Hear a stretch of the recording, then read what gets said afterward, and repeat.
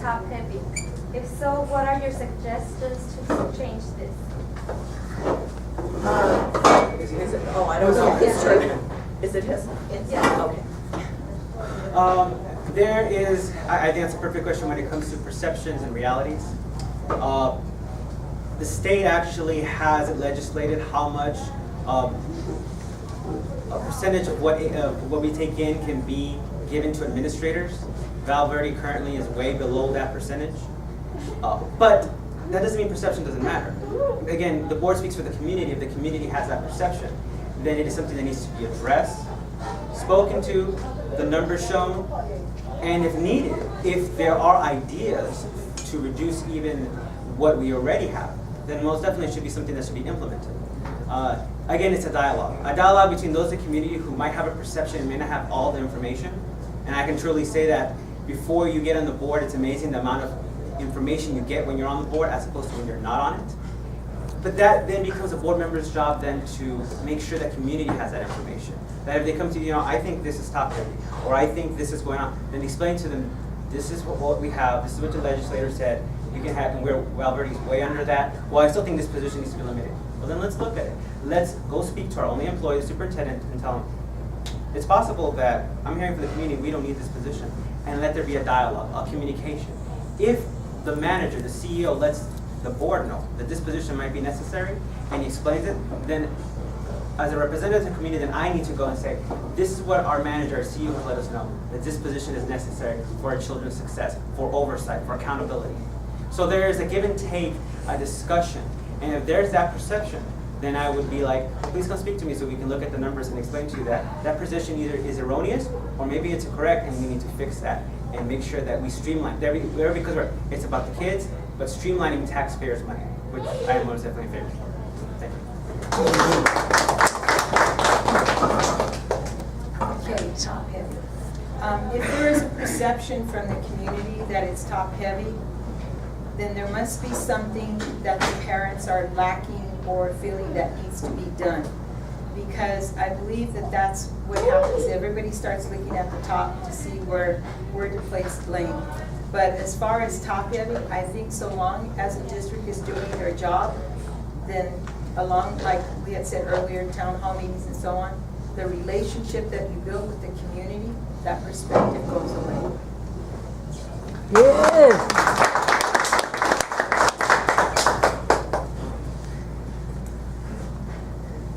In these difficult financial times, every position and every expense needs to be examined as to whether or not it is appropriate.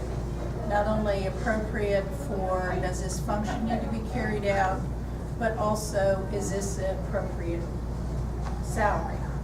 Our district actually does surveys of the area to look at, do we have comparable salaries? Do we have comparable staffing levels and so forth? And so, but when times are very tight as they are now, it is a more difficult task than it would be in other times. Particularly if you have somebody at, let's say, an assistant superintendent who makes the amount of money that 3 or 4 teachers or maybe 10 staff people make.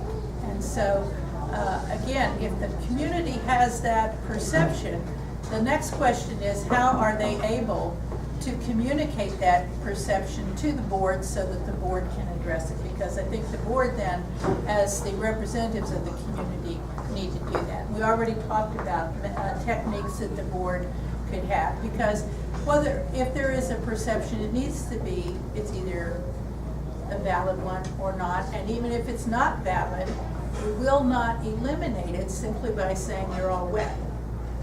So I think that that is something that the board, that is the board's responsibility to deal with. Thank you. Question, perception as far as top heavy.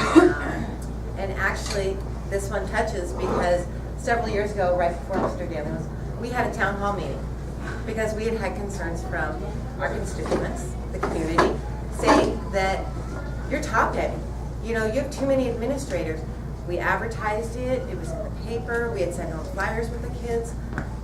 And we got a total of 3 people at our town hall meeting to discuss this with us as far as top heavy. And it was very disheartening because you do want to hear that input. You need that community. But as far as perception, Mr. Alion's right. We're actually, as Val Verde, we're way below our average as far as the administrators. It's something we can always look at, especially before Prop 30 is coming up, everyone, and we definitely need that vote.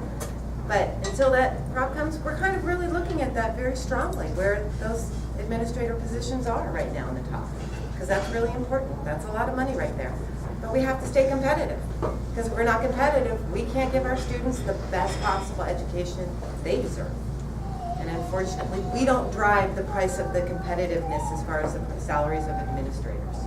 I wish we could. That would be wonderful, but we can't.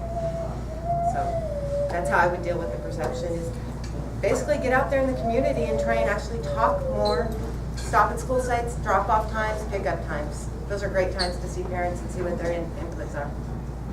Thank you.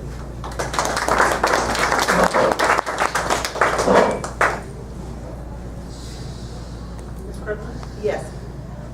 Several times during the 21 years that I've sat on this board, we have looked at surveys that compare the amount of administrators to teachers. And we've actually always have been under in Val Verde. We have never exceeded the state ratios that the state have recommended.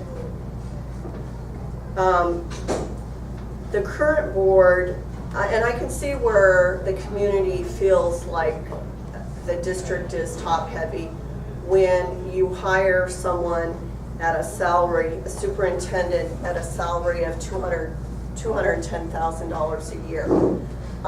You know, I don't know how many of you in here make $210,000 a year, but I know my family doesn't.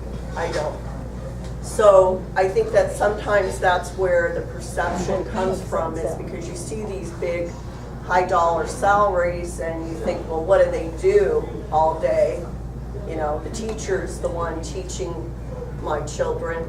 Why do we need, you know, 5, you know, a superintendent and 3 assistant superintendents that might make close to, you know, $180,000 a year with a superintendent at $210,000. So I think that's where the perception comes from. That is actually a very competitive salary. I'm not judging the board for hiring the superintendent at that amount, except the fact that he was not a sitting superintendent, so maybe I'll throw that in there, you know.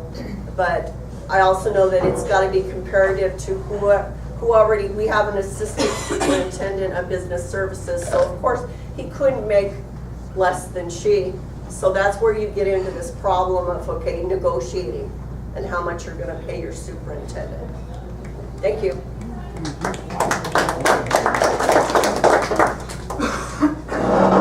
That's the 5 questions that we have. Closing statements, we'll start with Mr. DeLeon. Oh, I have to go twice. First.